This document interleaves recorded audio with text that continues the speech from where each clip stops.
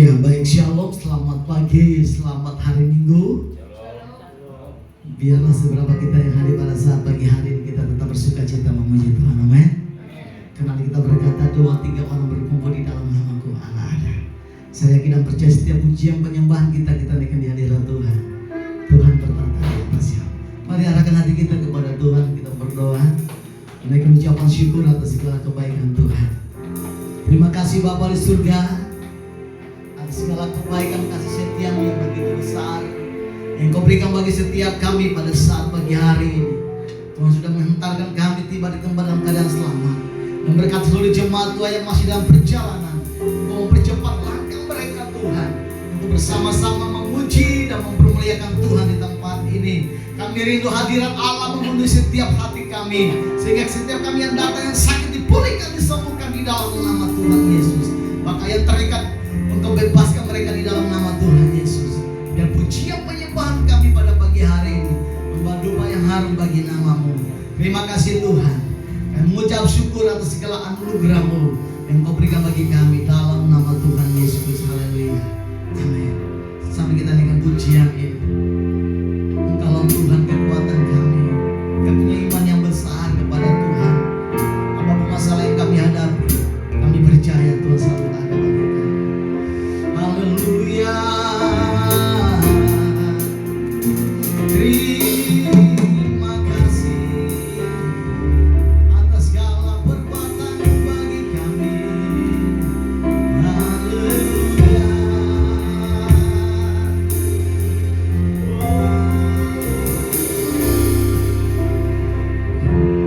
Ku hidup karena percaya. Kau yang berjanji setia, pengharapanku selalu ada di dalam-Mu. Ku tidak akan menyerah, ku tidak akan menyerah, meski dalam kesesakan. Seluruh hidupku dalam genggaman-Mu. Aku punya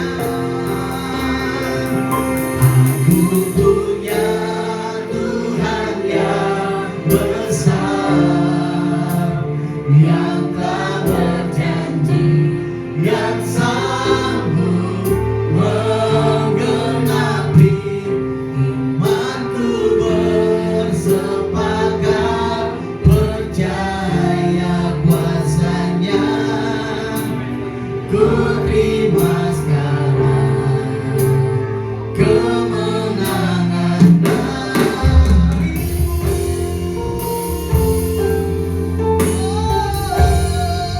Mari katakan bersama-sama. Hidup karena percaya. Kau yang berjanji setia,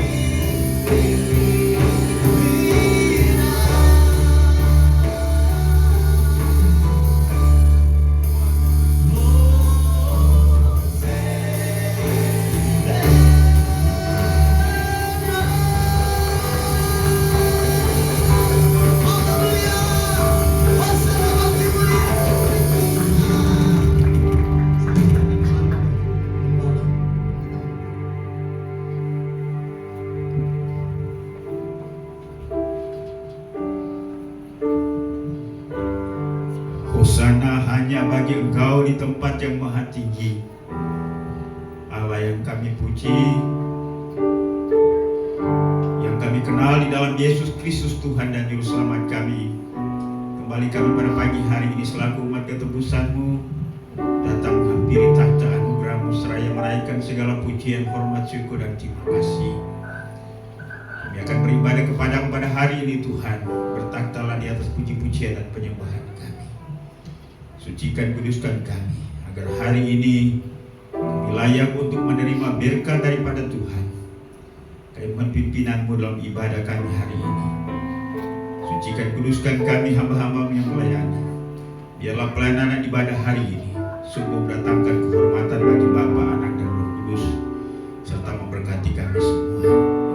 Ibadah kami dari awal, pertengahan hingga selesainya kami tabiskan hanya di dalam nama Allah Bapa, Allah Anak, dan di dalam nama Kristus Tuhan dan Juru Selamat kami serta perantaraan Roh Kudus. Haleluya, sama-sama kita katakan. Puji Tuhan. Berikan tepuk tangan sekali lagi buat Tuhan Yesus. Berikan salaman kiri kanan saudara. Selamat hari Minggu, kita bersuka cita lebih lagi buat Tuhan. Haleluya. Saudara percaya bahwa Tuhan ada di tempat ini, amin. Heaven Shalom. Heaven Shalom.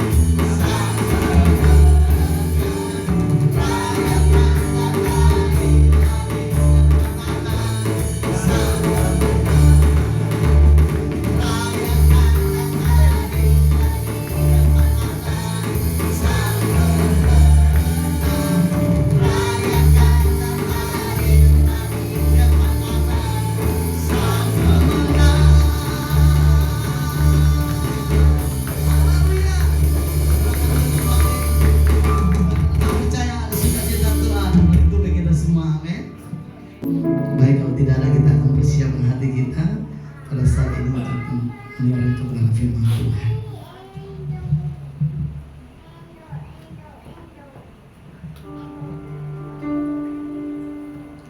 Kami tidak akan pernah menyerah apapun yang kami hadapi dalam hidup ini. Karena kami tahu dan kami percaya kami punya Tuhan yang hebat dan ajaib. Engkau terus bawa kami Tuhan masuk dalam hadirat-Mu. Sebab kasih-Mu begitu besar dalam hidup kami.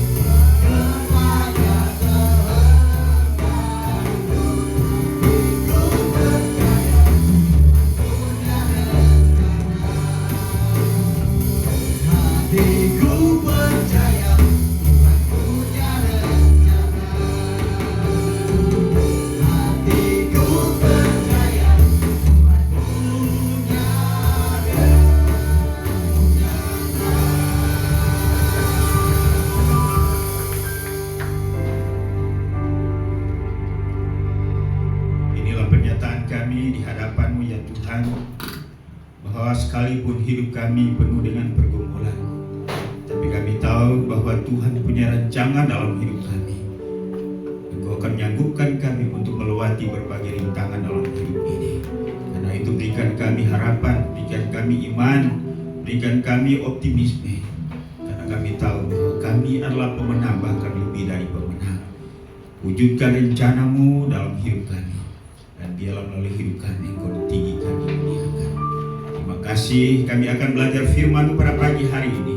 Karena itu kami mohon kepada Tuhan untuk bicara kepada setiap kami. Teguhkan kami, ajar kami, biarlah firman-Mu hari ini dapat menerangi hati pikiran kami, serta meneguhkan kami dalam menjalani kehidupan ini.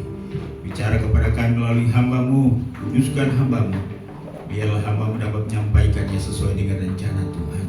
Terpujilah nama-Mu, inilah kami pagi ini. Kami siap untuk mendengar firman-Mu. Hanya dalam nama Yesus Tuhan dan Juru Selamat kami. Kami sudah berdoa kepada Bapa di surga. Haleluya.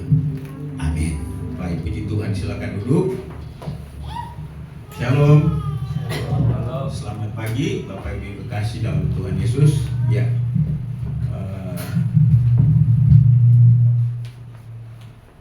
Kita masih dalam suasana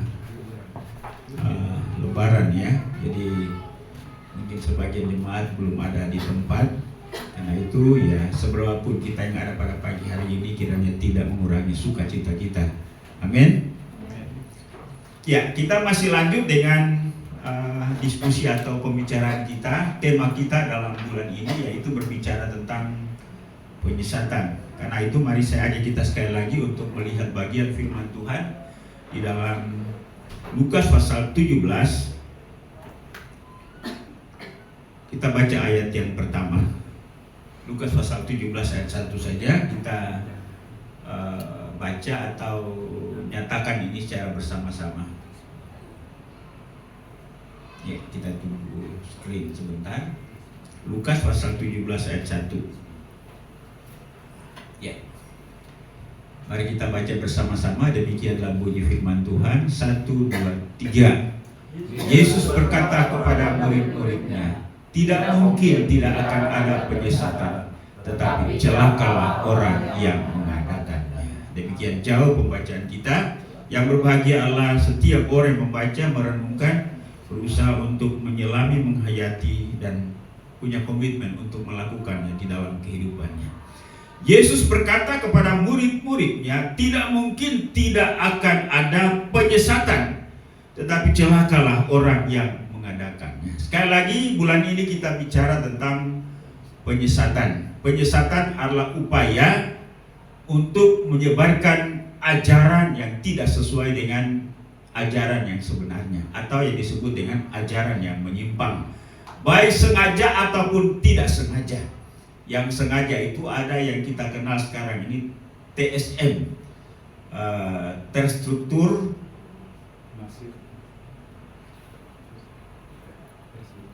sistematis, dan masif.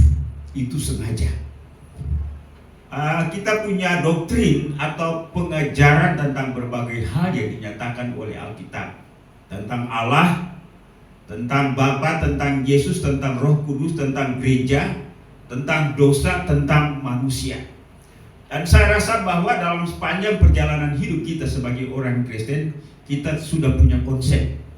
Siapa Allah, siapa Kristus, siapa Roh Kudus, siapa Bapa, siapa kita, apa itu gereja, dan siapa iblis. Ya, Alkitab sudah mengajarkan kita, dan pasti bahwa kita punya konsep. Contoh konsep tentang manusia. Alkitab mengajarkan kita bahwa manusia itu adalah diciptakan oleh Allah, dan manusia pertama adalah Adam. Ini adalah pemahaman kita, pendirian kita. Kalau ada ajaran yang tidak sesuai dengan itu, kita anggap itu adalah sesat. Misalnya saja, ada teori evolusi tentang manusia, bahwa manusia itu ya berasal dari hewan yang bersel satu atau amuba, dan dia mengalami evolusi. Ya, salah contoh daripada makhluk yang besar satu itu amuba. Jadi dia mengalami sebuah perkembangan atau yang disebut dengan evolusi dalam waktu yang lama. Jadi dari amuba berkembang kepada makhluk yang tarafnya lebih tinggi lagi, ya. Nah, jadi tidak disebut bahwa manusia pernah melalui proses sampai pada tahap kecoa, tikus, lalu kemudian akhirnya monyet kan. Sebelum jadi manusia kan jadi monyet dulu katanya kan, itu menurut Darwin itu, ya. Jadi itu yang disebut dengan teori evolusi. Ini cocok dengan Alkitab tidak?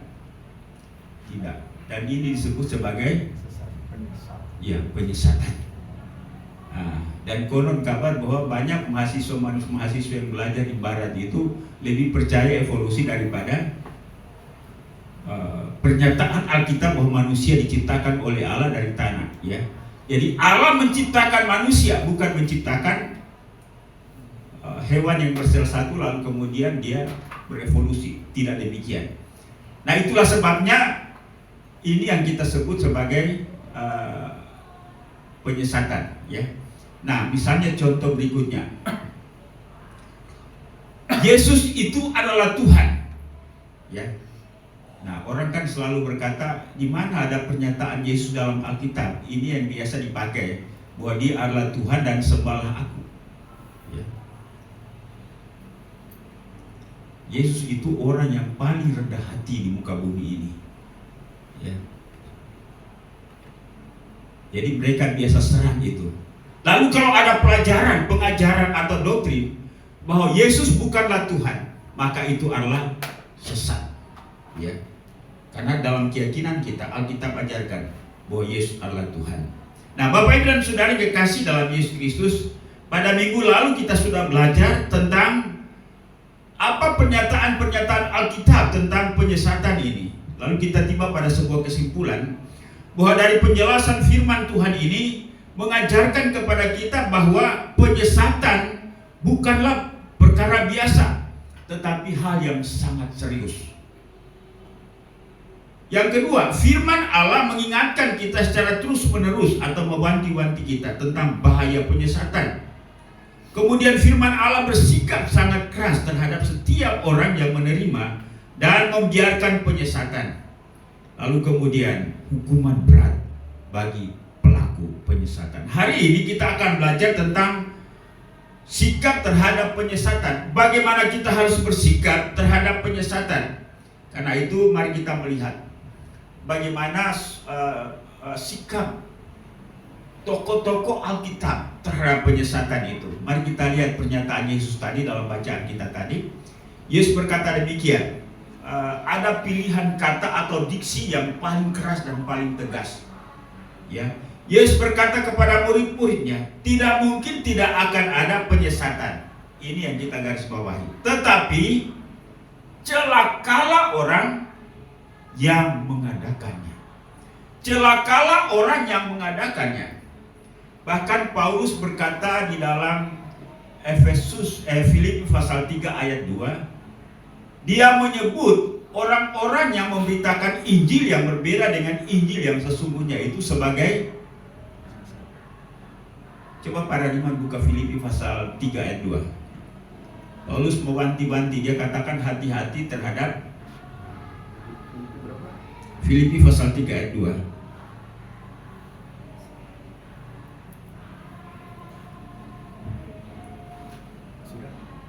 Ya. Hati-hatilah terhadap anjing-anjing. Iya, stop. Hati-hatilah terhadap Anjing-anjing. anjing-anjing. Ini pilihan kata atau diksi ini enteng, serius, atau bagaimana? Serius. Ya serius. Paulus menyebut orang yang memberitakan penyesatan itu disebut sebagai Anjing. iya, anjing. Jadi ya beberapa minggu terakhir ini kan beredar itu perkembangan Kristen progresif itu ya. Jadi kemarin ada satu yang berkomentar, Yosua Theo ya. Dia bilang orang yang menanggapi Kristen progresif itu berlebihan ya. lalu ditantang oleh orang lain, ya. Tetapi kalau kita melihat pernyataan Alkitab terhadap penyesat ini tidak main-main, ya. Kata-kata atau pilihan kata itu luar biasa.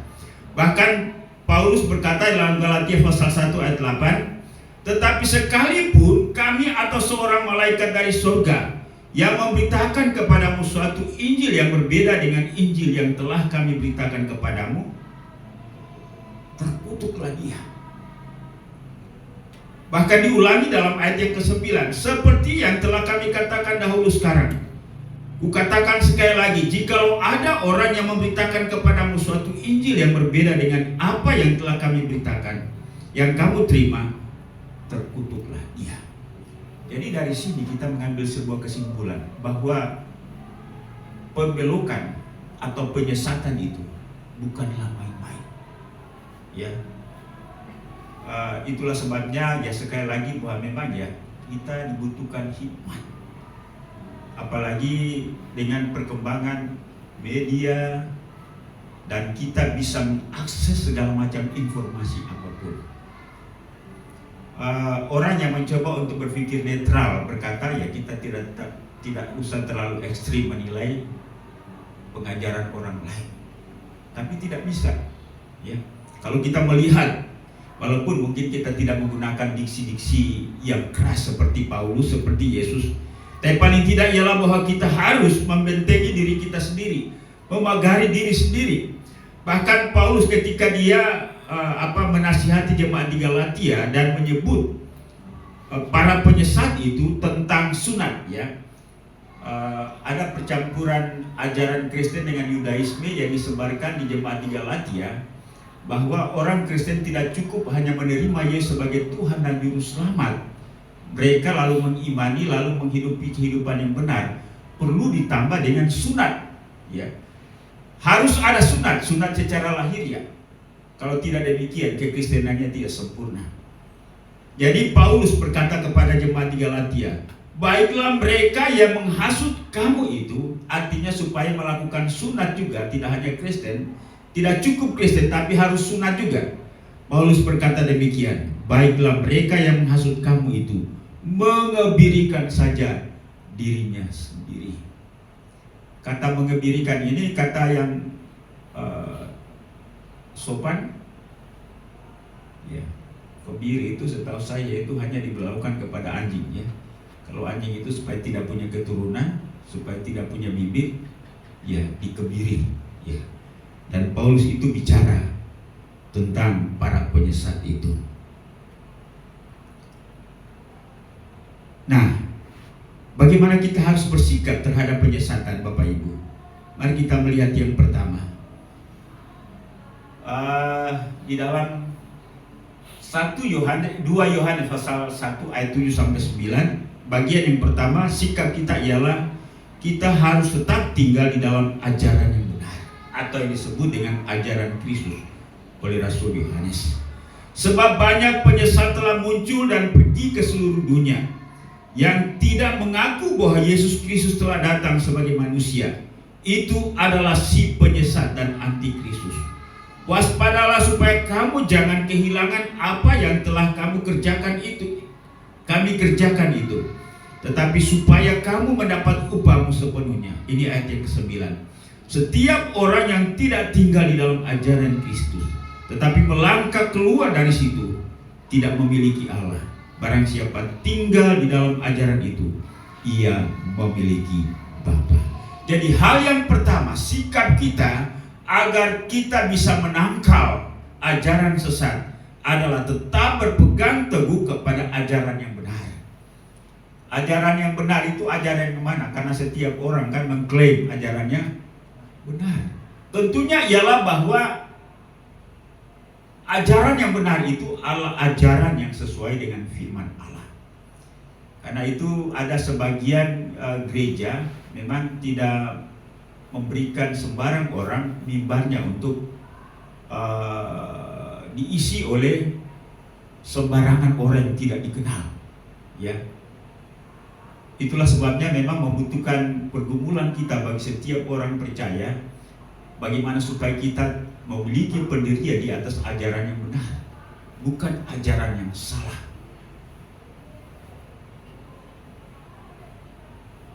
Rasul Yohanes mewanti-wanti orang-orang percaya atau orang-orang Kristen supaya tetap tinggal di dalam ajaran Kristus, karena itulah ajaran yang benar. Paulus mengatakan bahwa bahwa dia telah menyebarkan Injil yang benar sebagaimana yang ia nyatakan, ya. Nah, jika ada orang yang menyampaikan ajaran lain yang berbeda dengan ajaran yang pernah saya sampaikan, maka itu tidak benar. Nah, Bapak Ibu dan Saudara kekasih, saya tidak tahu apa yang menyebabkan seorang pengkhotbah atau sebuah gereja berkembang. Ya, kita tidak mungkin mengingkari bahwa daya tarik si pengkhotbah itu merupakan salah satu faktor. Nah, itulah sebabnya ya kita melihat bahwa banyak pengkhotbah yang digandrungin atau disukai banyak orang, sehingga kalau dia khotbah satu hari Minggu itu dia khotbah di mana banyak orang ke situ. Paham ya? Nah, jadi itu ya. Memang ya banyak pengkhotbah yang tidak kita kenal dan mereka terkenal di mimbar, tapi kita tidak tahu kehidupan mereka sehari-hari seperti apa, bukan? Nah, itulah sebabnya pentingnya bahwa selain daripada kita mengenal ajarannya, kita juga mengenal pribadinya. Dan kadang-kadang ya banyak pengkhotbah yang terkenal juga pada akhirnya ya mengecewakan para fans ya. Istilah fans itu sebenarnya istilah yang dipakai untuk apa? Ketika seorang terkenal dan dia disukai banyak orang, dia punya fans ya. Kalau saya tidak punya fans ya. Pak Yaman punya fans? Iya, nggak ada ya. Tapi kita tidak tahu apakah mereka hidup benar atau tidak. Nah, itulah sebabnya firman Tuhan berkata kita harus berhati-hati. Ukurannya ialah bahwa Yesus katakan bahwa yang akan menolong kita untuk melihat apakah dia benar atau tidak adalah lihatlah dari duanya. Bagaimana ajarannya dan bagaimana hidupnya. Ajarannya harus selaras dengan hidupnya, atau hidupnya harus selaras dengan ajarannya. Bukan daun semangka berdaun, buah semangka berdaun ya, berdaun sirih ya. Itu tidak benar. Karena itu penting Bapak Ibu sekalian, kita belajar firman Allah ini supaya kita tahu mana yang benar dan mana yang tidak benar. Ke depan akan muncul banyak orang yang akan mengajarkan yang aneh-aneh. Ke depan akan muncul gereja, ya, mungkin yang disebut dengan progres. Progres itu kan perubahan yang sesuai dengan perkembangan zaman ya. Jadi kalau tidak sesuai dengan perkembangan zaman, maka ya itu kuno, ketinggalan zaman. Dan ada orang yang beranggapan bahwa Alkitab itu ya sebagian sudah tidak cocok lagi dengan kehidupan sekarang, sudah tidak relevan lagi. Apakah kita bisa terima pernyataan ini? Saya rasa bahwa Alkitab akan tetap relevan sampai kapanpun juga. Karena itu kalau ada pernyataan seperti ini, kita harus berhati-hati dan kita harus tolak. Bukannya Alkitab tidak relevan, tapi kemampuan untuk memahami dan mengerti firman Allah itulah persoalannya. Bapak dan Saudara, Alkitab adalah firman Allah yang ditulis. Allah mencoba untuk menyatakan dirinya melalui Alkitab ini. Allah itu bukanlah manusia, tapi Allah menyingkapkan dirinya kepada manusia melalui bahasa manusia, melalui budaya manusia, melalui pengalaman manusia. Namun demikian, tidak semua bahasa manusia bisa menjelaskan tentang Allah. Amin. Tidak semua pengalaman manusia, ya, tidak semua hal tentang Allah bisa dinyatakan dalam pengalaman manusia. Tidak semua tentang diri Allah dapat ditangkap oleh rasio dan akal manusia. Itulah sebabnya persoalannya bukan pada Allah, persoalannya adalah pada manusia. yang terbatas. Karena itu, sekali lagi, Alkitab ini akan tetap relevan sampai pada akhirnya. Dan setiap orang yang menolak Alkitab, baik itu separuh ataupun keseluruhannya, itulah orang yang menolak Allah. Karena itu, mari kita tetap tinggal di dalam ajaran yang benar. Apa yang kita telah pahami dan kita telah mengerti, yang kita pegang itu selama ini, jangan pernah ganti itu dengan sesuatu yang baru, yang tidak sesuai dengan firman Allah. Amin Bapak Ibu.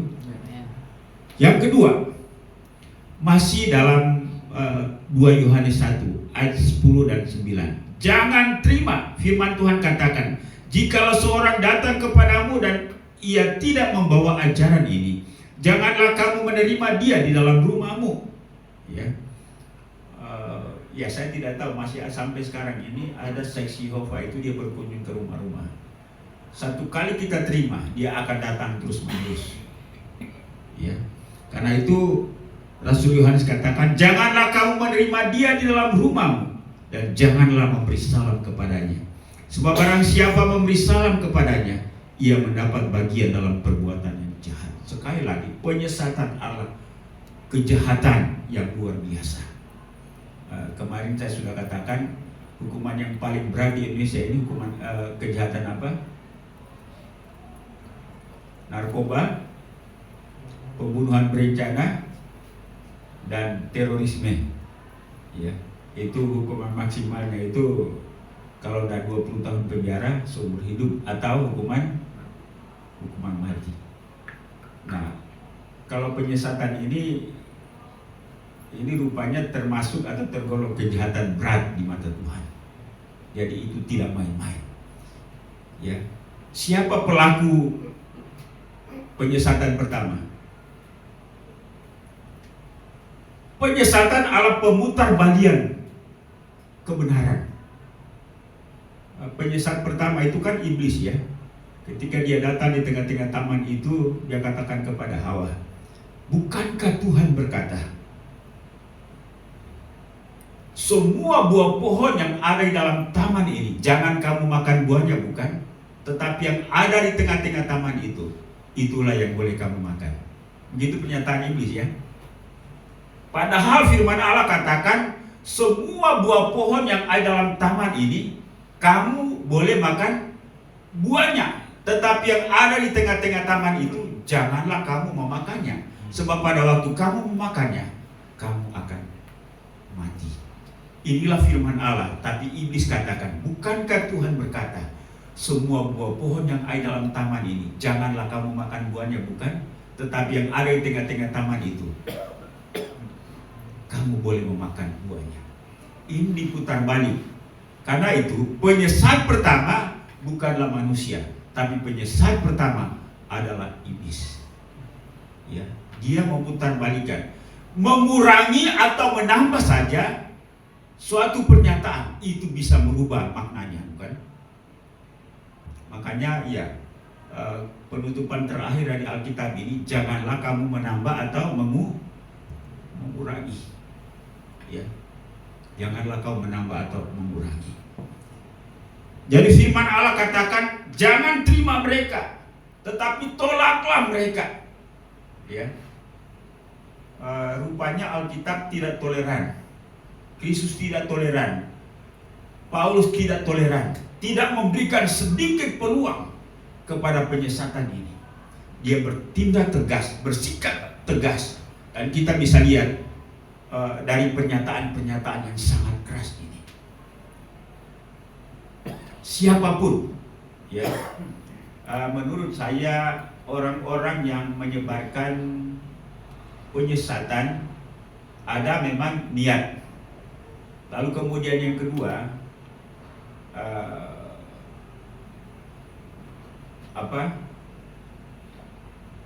ya, kebodohan atau ketidakpengertian, ketidaktahuan ya. Tetapi orang tersebut ngotot untuk menyebarkan apa yang jadi paham dan pandangannya. Ya, penyesatan, untuk penyesatan sekarang ya memang yang paling utama itu ya dari dalam, tetapi juga penyesatan dari luar. Ya, karena itu firman Tuhan katakan, jangan terima, tolaklah mereka. Jikalau seorang datang kepadamu dan ia tidak membawa ajaran ini, janganlah kau menerima dia di dalam rumahmu, dan janganlah memberi salam kepadanya. Bapak Ibu pernah didatangi orang-orang dengan gambar-gambar bagus itu sebenarnya ya. Lalu kemudian dia cerita panjang lebar, setelah itu dia bikin janji lagi tahun depan, beberapa hari berikutnya atau minggu depannya dia akan datang lagi. Dulu waktu saya tinggal di Taman Harapan Baru ya ada orang seperti itu. Lalu saya katakan ya saya juga pendeta ya. Tapi setelah dia tahu saya pendeta dia tidak datang lagi. Ya, tapi kalau anggota jemaat biasa dia akan datangi terus menerus. Ya. Nah, sikap yang kedua Allah jangan terima atau tolak. Lalu sikap yang ketiga, jauhi atau hindari. 1 Timotius 4 ayat 7 berkata, tetapi jauhilah tahyuk dan dongeng nenek moyang nenek tua. Timotius 2 ayat 16, tetapi hindarilah omongan yang kosong dan yang tak suci yang hanya menambah kefasikan. Paulus berbicara tentang sikap ini tidak terlepas daripada sikap terhadap penyesatan itu. Memang penyesatan itu bisa banyak versi, ya, banyak versi, baik dalam bentuk ajaran tahyul, ajaran modern sekalipun, dan dia bisa bermanifestasi dalam bentuk konsep-konsep apapun juga, ya. Dalam bentuk sinkritisme, yaitu percampuran agama-agama. Khususnya untuk di YouTube itu ya saya tidak tahu apakah memang ya lebih banyak itu kebutuhannya adalah kebutuhan follower ya. Bagaimana Pak Yaman ya? Ya, karena memang ya mereka dapat apa namanya fulus dari situ juga ya. Jadi ya bagusnya ya menyampaikan kebenaran melalui YouTube itu ya sambil dapat itu juga ya. Pak Yaman ada punya YouTube? Dapat. Ya. Ada teman yang ajar saya waktu itu, tapi ya saya belum bisa sampai hari ini ya.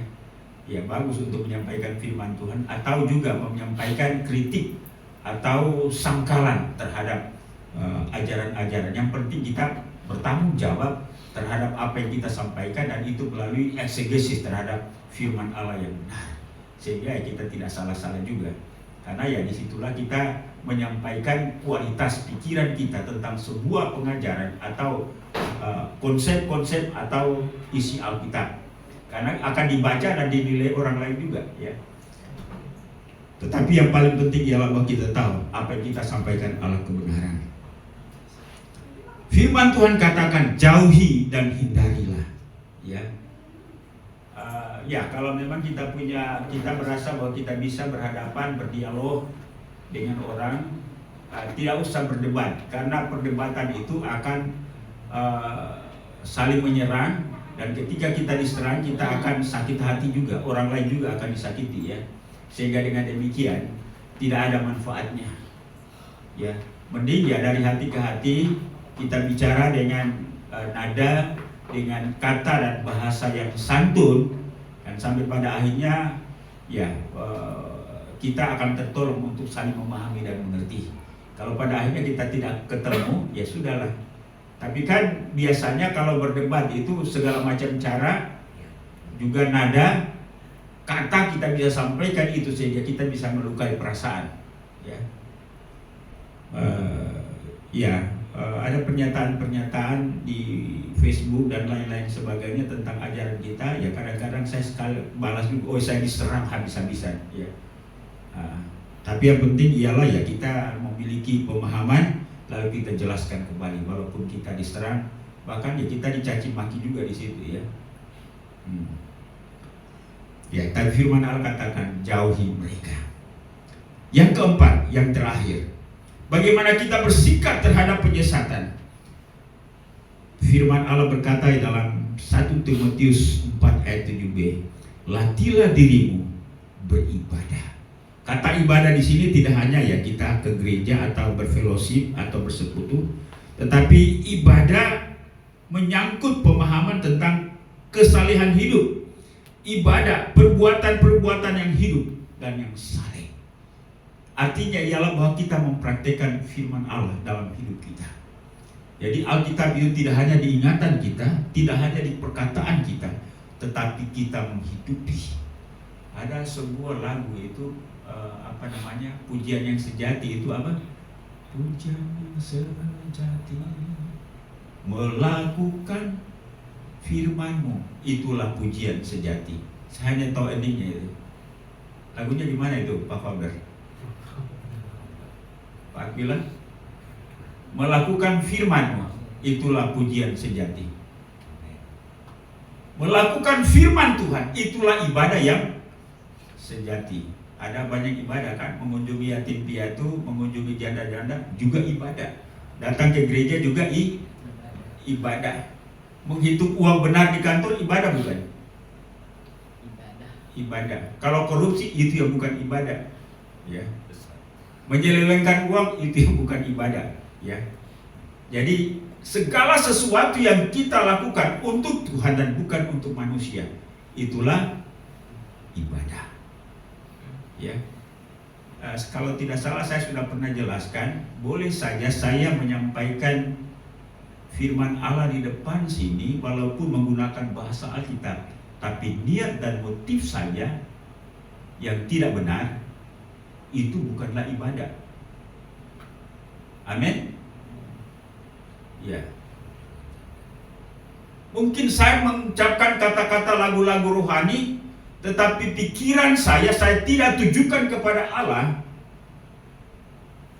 Pikiran saya Allah ketika saya menyanyi supaya orang dengar bahwa suara saya bagus. Walaupun kata-katanya itu rohani, tetapi niat hati saya yang tidak benar, itu bukanlah ibadah. Bagaimana Pak Agus? Setuju? Setuju. Ya. Jadi pada prinsipnya adalah untuk menangkal penyesatan, mari kita lakukan firman. Dan firman itu akan menjadi bagian kita, menjadi karakter kita, menjadi milik kita. Itu lebih bagus jika dibanding mengetahui banyak kebenaran tapi kita tidak melakukannya.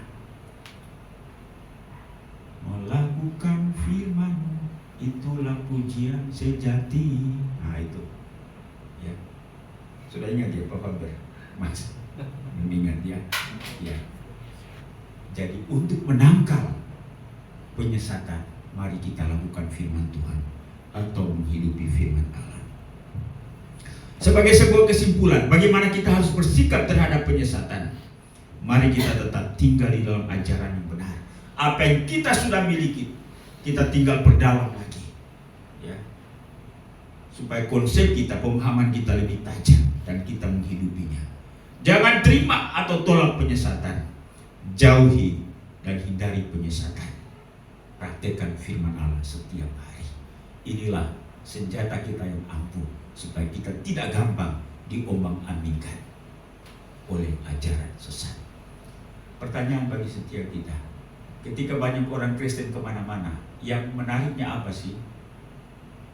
Khotbahnya, gerejanya, musiknya, kehidupan orang-orangnya yang saleh. Ya kalau kehidupan orang-orangnya yang saleh ya itu penting. Pemberitaan firman Tuhan yang benar. Kalau hanya suasana ibadahnya ya, apakah kita mencari suasananya? Ya. Buat saya ialah bahwa saya berada di mana, bergereja di mana, ketika saya diberkati di situ dan saya juga bisa menjadi berkat di situ, saya akan tetap stay di situ. Itu yang menjadi prinsip kita. Nah, Bapak Ibu dan Saudara kekasih dalam Yesus Kristus, mari kita menjadi orang Kristen yang dewasa, punya pemahaman, sehingga kita tetap kokoh kuat. Berhati-hati ke depan.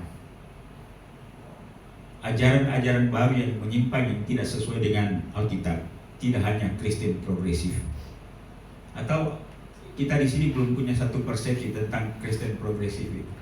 Pak Holder bagaimana? Belum tahu ya? Oh, belum tahu. Jadi kan beberapa waktu yang lalu ada di YouTube itu pernyataan dari seorang, dia katakan gini, Alkitab ini walaupun diinspirasi atau diwahyukan dari Allah, tetapi tidak semua hal relevan sampai hari ini. Ya. Dan Alkitab ini bukanlah buku di mana satu-satunya keselamatan, ya. Atau Alkitab bukanlah satu-satunya yang bisa dijadikan sebagai patokan untuk memberikan keselamatan kepada kita. Nah, kalau ada pernyataan seperti ini, menurut kita tidak masalah. Kemudian yang kedua, ya, karena ada temannya di sebelah itu, Habib, ya, dia katakan, saya tidak percaya kepada seorang, dia sebut seorang Tuhan, ya.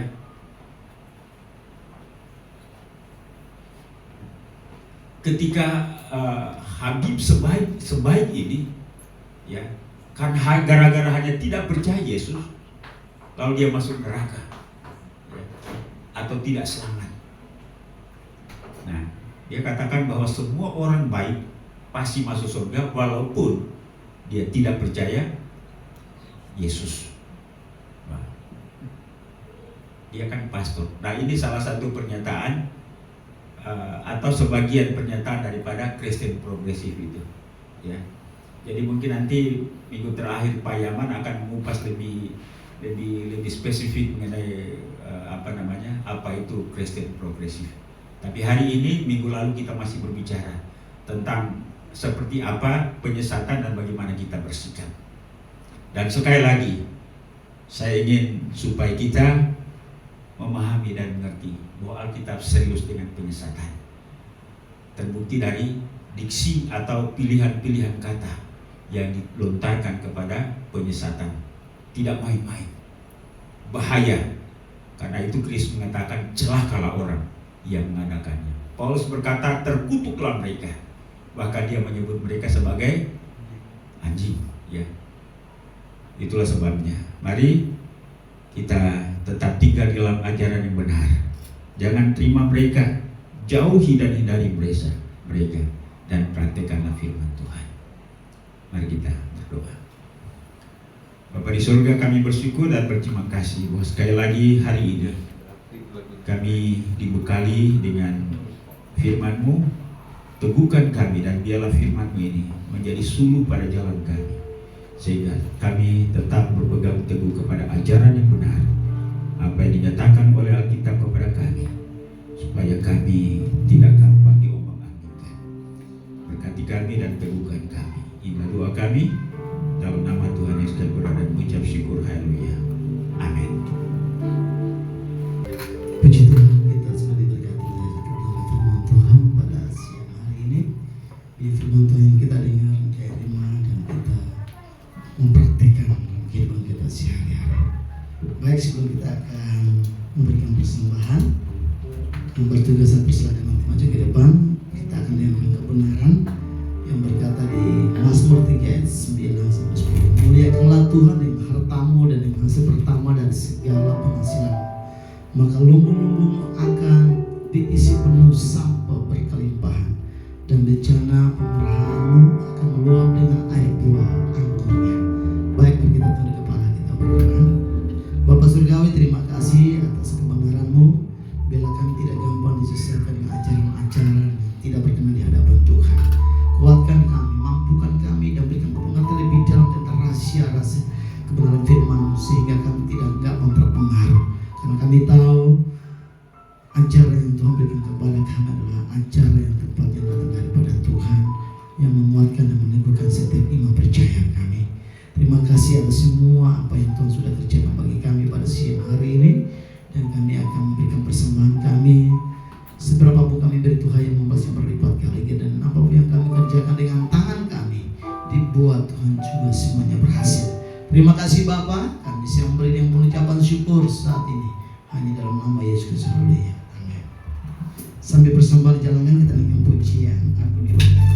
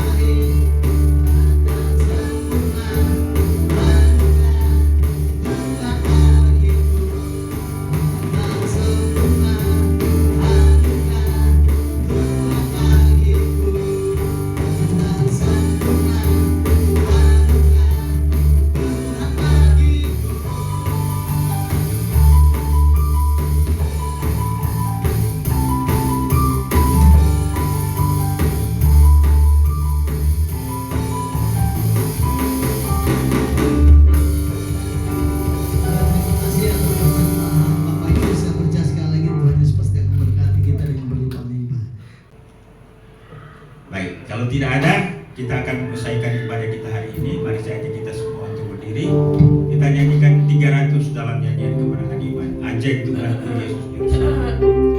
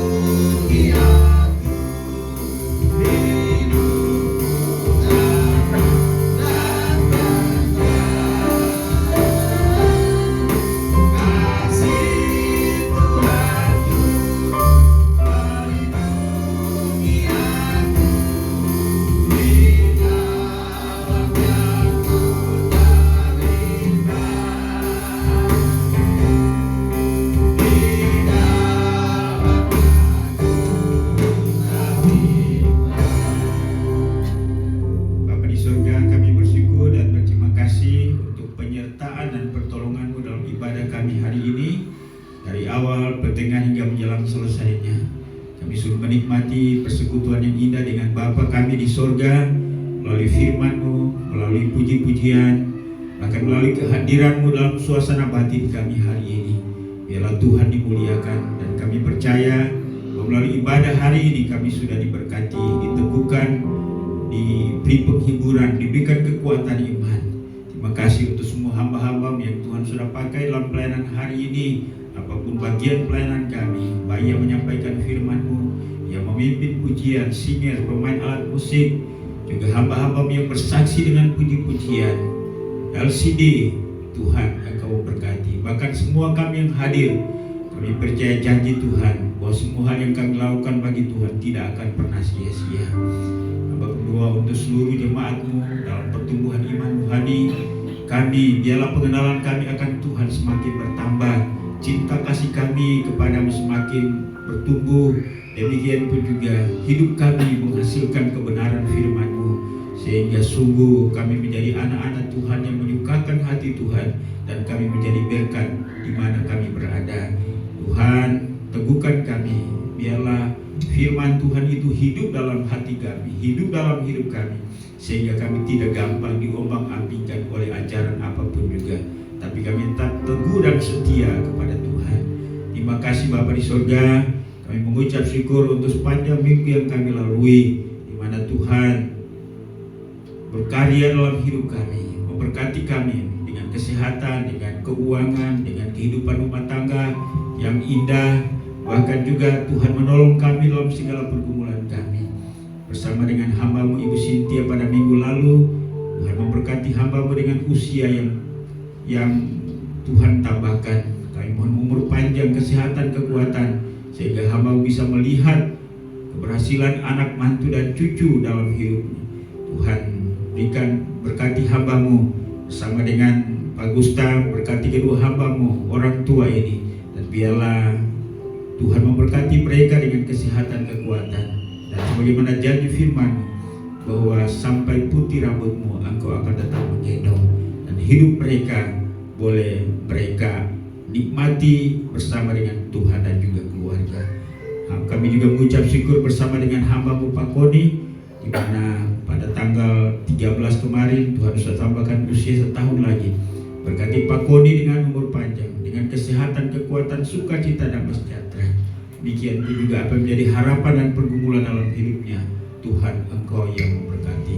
Demikian pun juga Bapak Ibu yang lain, jika ada yang berulang tahun, baik itu Bapak-Bapak Ibu pemuda remaja sampai anak-anak, Tuhan juga memberkati. Ya Bapa di surga, kami tak berdoa untuk kebersamaan kami selaku jemaat Marturia. Tuhan Engkau memberkati kehidupan rohani kami, sehingga kami tetap teguh dalam Tuhan. Memberkati juga usaha dan pekerjaan jemaat-Mu, apa yang dikerjakan oleh tangan mereka, menghasilkan ekonomi dan keuangan, dan nama Tuhan dipuji dan dipermuliakan. Kehidupan rumah tangga, hubungan suami istri, anak, orang tua, Tuhan Engkau memberkati. Bahkan pergumulan apapun yang dihadapi, Tuhan Engkau tolong. Anak-anak yang bersekolah, kami mohon berikan hikmat akal budi, sehingga mereka berhasil naik kelas lulus. Mereka yang sementara menyusun skripsi, Tuhan tolong. Anak kami Iren, demikian pun juga dengan Aldo, demikian pun juga Tuhan dengan Bernadette. Tuhan Engkau berkati mereka sehingga mereka bisa selesai tepat pada waktunya. Ya Bapa di surga, kami berdoa buat jemaat yang lemah tubuh sakit, kami mohon Tuhan jamah dan sembuhkan mereka, dan biarlah mereka menikmati kekuatan dan kesembuhan dari Tuhan. Bapa di surga, kami berdoa juga untuk kelanjutan daripada tempat ibadah kami. Jemaat-Mu sudah berjanji untuk mendukung. Ini Tuhan Engkau memberkati, dan biarlah janji kami boleh nyatakan itu, sehingga sejumlah dana dapat tersedia untuk dapat mencukupi kebutuhan untuk kelanjutan tempat ibadah kami. Sekali lagi kami nyatakan masa depan daripada jemaat ini. Kami berdoa untuk jemaat Tuhan yang masih berlibur dalam rangka liburan. Tuhan Engkau memberkati mereka, keluarga Pak Bintoro, keluarga Pak Eko, dan juga Bapak Ibu yang lain, di mana saja mereka berada pada hari ini. Tuhan Engkau sertai dan memberkati. Kami juga berdoa untuk saudara-saudara kami yang ada di luar negeri. Tuhan Engkau memberkati Ibu Vivi, Alvin, Ina, Tirta, Claudia, Ibu Bulan, demikian pun juga dengan Bapak Ibu yang lain. Tuhan Engkau memberkati di tempat di mana mereka berada, dan biarlah mereka juga dapat menikmati kasih karunia dan anugerah Allah. Tuhan memberkati usaha dan pekerjaan mereka, dan dalam roh, dalam doa, satukan mereka dengan kami. Biarlah mereka juga punya beban untuk mendukung pelayanan pekerjaan Tuhan di tempat ini, di mana selama ini mereka membangun jemaat ini ketika mereka ada di sini. Karena itu walaupun mereka di tempat yang jauh, mereka juga dapat menyaksikan kegiatan-kegiatan ibadah melalui rekaman yang kami kirimkan, sehingga mereka juga tetap menyatu hati dan pikiran mereka dengan kami di tempat ini. Terima kasih Bapa di surga. Kami juga mau berdoa untuk Gereja Kemajuan Indonesia, baik pada tingkat pusat, wilayah, daerah sampai kepada gereja-gereja lokal. Tuhan yang Kau memberkati gereja ini. Kami mau berdoa juga untuk kerjasama pemimpin-pemimpin gereja, biarlah sehati untuk melayani Indonesia ini sehingga banyak jiwa dapat dimenangkan. Pemerintah bangsa dan negara kami serahkan dalam tangan-Mu. Sisa pemerintahan Jokowi dalam beberapa bulan ke depan, Tuhan Engkau tolong Bapa, supaya bangsa dan negara ini tetap stabil, kondusif, dan kami sebagai warga gereja tetap beri kesempatan untuk terus melayani Tuhan di Indonesia ini. Kami berdoa buat penginjilan dalam negeri luar negeri, Tuhan Engkau berkati. Hasil pemilihan yang sekarang disengketakan di sidang, mari Tuhan Engkau tolong memberkati sehingga pada akhirnya MK dapat memutuskan dengan bijaksana, dengan adil, dan semua warga masyarakat Indonesia dapat menerima, dan ada kelanjutan untuk pemerintahan ini. Siapapun yang nanti pada akhirnya terpilih, biarlah otoritas Tuhan ada atasnya sehingga bangsa ini tetap berjalan. Terima kasih Bapa di sorga. Kami juga mau berdoa untuk perjalanan hidup kami dalam sepanjang minggu ini. Tuhan yang Kau memberkati seluruh jemaat-Mu keluar masuk rumah. Tuhan lindungi mereka di perjalanan dimanapun mereka berangkat dan kembali. Biarlah damai sejahtera Allah menyertai. Terima kasih juga untuk persembahan umat-Mu hari ini. Tuhan yang Kau memberkati. Biarlah semua ini merupakan wujud cinta kasih kami kepada Tuhan, tanggung jawab kami dalam pelayanan, serta ucapan syukur kami kepada Tuhan. Dan biarlah Tuhan yang Kau melihat dan memberkati. Tuhan menerima semuanya ini menjadi kesukaan bagi Tuhan, dan Engkau membalas seluruh jemaat-Mu dengan berkat-berkat yang khusus. Inilah doa kami Bapa. Kami sadar bahwa ada banyak hal yang berkaitan bahkan menjadi kebutuhan kami tak tersebut melalui doa ini. Karena itu Tuhan Engkau sempurnakan doa kami, karena kami bawa semuanya hanya di dalam nama Yesus Tuhan dan Juru Selamat kami. Haleluya. Bapa, terima kasih.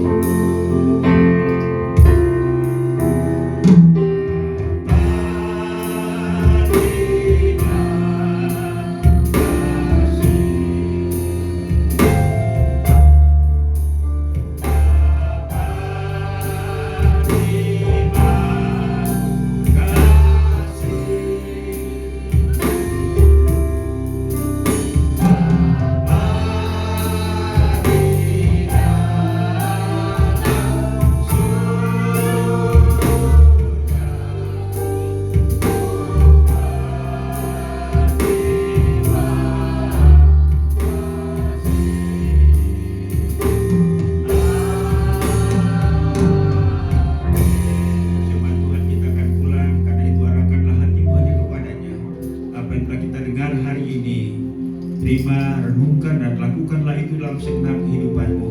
Dan biarlah kasih karunia daripada Allah Bapa, anugerah dan damai sejahtera dalam nama Tuhan Yesus